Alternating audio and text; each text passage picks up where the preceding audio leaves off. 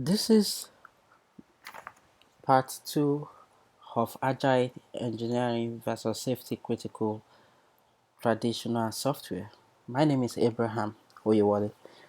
Safety critical software is a type of software that, if a failure occurs in the software, it will very likely result in the loss or endangerment of human life or cause a significant harm to the surrounding environment.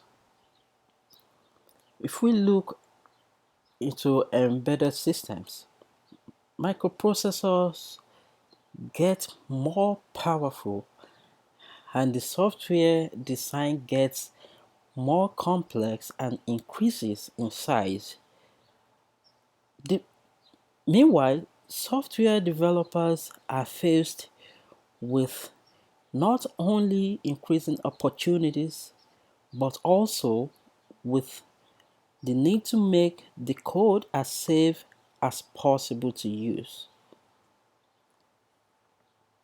If we consider uh, the anti-lock braking systems and traction control and vehicle stability control in today's automobile, these safety systems are managed by software running on a networked set of processors. The failure of any of these software can spark major safety concern that could lead to recalls and lawsuits. Companies that are concerned about safety in their products, they are looking outside their home market they look outside their home market sector for the best practice approaches, techniques, and standards. Examples of such industries have been seen in automotive and avionics industries with the adoption of elements of DO178C standard. So, what is safety critical software engineering? Critical software engineering involves the development of high integrity software that meets appropriate requirements and standards. Critical software works with customers to manage system complexity effectively throughout project life cycles using rigorous approaches to reduce cost and risk while involving overall business performance. RTCA DO178C, the rapid growth in the use of software in airborne systems and equipment in the early 1980s resulted in a need for industry accepted guidance for satisfying airworthiness requirements. So, to ensure the reliability of the software and to ultimately ensure the safety of passengers, the US Federal Aviation Administration (FAA) imposed software certification suited to development of safety critical systems. So the FAA accepted guidelines developed by the Radio Technical Commission for Aeronautics, that's RTCA, that respond to the necessity of reliability and safety. So DO178B was the old version. It describes design assurance guidance for airborne software. The aim of DO178B is to assure that software developed by avionics systems is reliable, safe, and is is is safe to use in flight. The quick background and objectives of DO-178C. It was released in January 2012. It describes objectives for software lifecycle processes, activities, and design considerations for achieving the objectives and providing that the objectives have been satisfied. So DO-178C still keeps most of the DO-178B text, but it is an updated version of DO-178. The RTCA and Euro CAE, they, that's a joint committee, and they produce four development technology supplements for DO-178C, and these are two qualification, which is DO-330, model based development and verification, DO-331, 00T, and related techniques and formal methods. This is the figure that shows the relationships between DO-178C and supplementary documents. There are 5 levels in DO-178C. The design assurance level of DO-178C is established at the system level using system safety assessment process based on the failure conditions associated with the software components.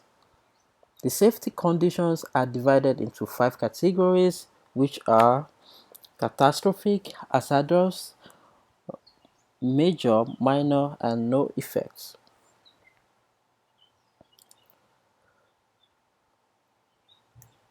So this is safety criticality overview of DO-178B and C.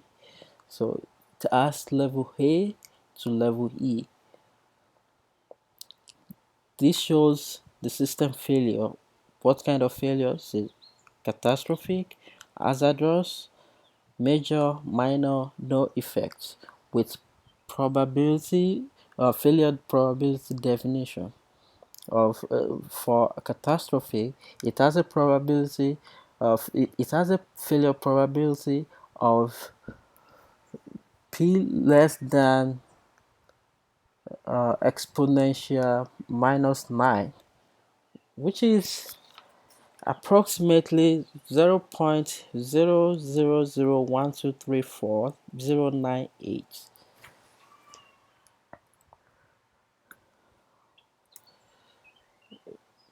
Here's level A. Level A will produce a condition in software whose behavior will cause or contribute to a failure of system function, resulting in catastrophic failure condition of the aircraft. You can see this kind of failure may cause multiple fatalities, usually the loss of airplane, which it happened like last year before the last. There are so many loss of airplanes around the world.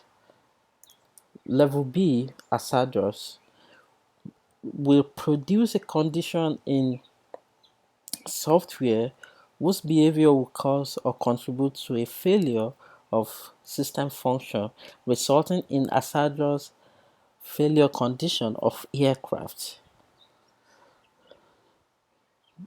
This also has a kind of large negative impact on safety or performance, or reduce the ability of the crew to operate the aircraft due to physical distress or higher workload, or cause serious fatality injuries among the passengers.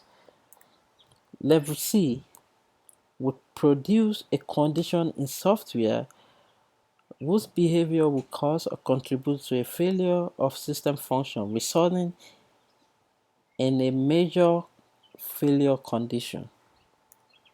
And level D will produce a condition in software whose behavior will cause or contribute to a failure of system function, but with minor failure condition. The last level is level E with no effects, which will produce a condition in software whose behavior will cause or contribute to a failure of system function with no effects. Once software is confirmed as level E, no further guidelines of these documents apply.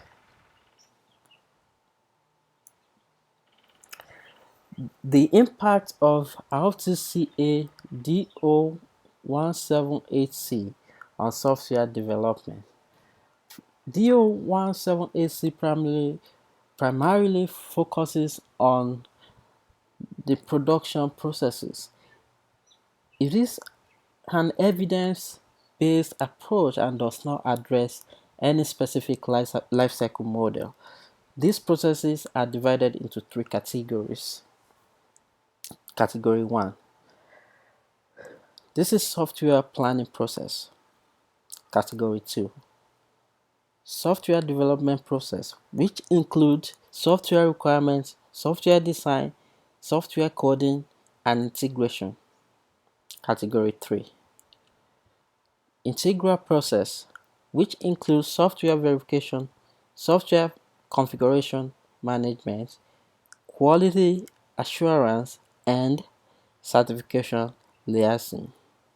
And this is software life cycle. The life cycle of software described in DO178C. The planning process, uh, it has development process, integral process. Under development process, we have requirements, design coding, integration. For integral process, we have verification process, configuration management, quality assurance, and certification liaison. So this is part 2 of agile software engineering versus safety critical tradition, traditional software. The part 3 will be handled by Ravi, I think, and this is the end of part 2.